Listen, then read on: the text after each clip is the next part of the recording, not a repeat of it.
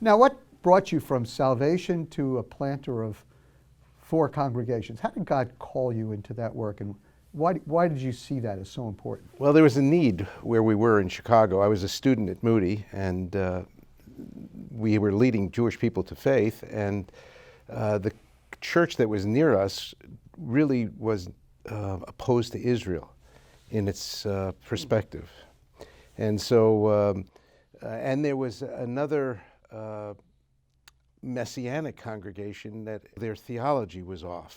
And so the regional director told me we need to start a congregation. So you were part of Chosen People at that time? I was with Chosen People Ministries. And so I thought he was going to be the pastor, and I was a student. What did I know? And he said, no, you're going to be the pastor. And so I got thrown into the position while a full-time student. And so you were called and thrown? Yes, called and thrown. And into deep water. I was.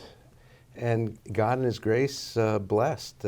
All kinds of people came, and it became an established congregation. After about 3 years, it was on its own. Wonderful. Steve, tell us a little bit about your congregation, just a little bit more about the history.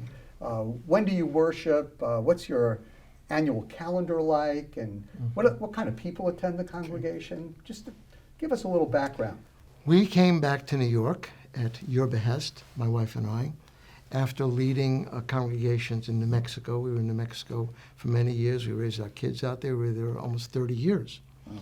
And in that time, I was most of the time I spent in churches. Sometimes in ministry, not always in ministry. But we came out of the church because we felt that the Lord was expressing on our hearts the fact that we needed to express our Jewishness within the church context. We stayed within the church for many years before we became an independent Messianic congregation. And we felt that that was a very positive move on our part.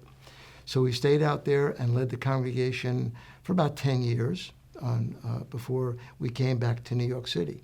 The reason we came back to New York City is because we believe this is the most Jewish city on the planet, outside of Israel.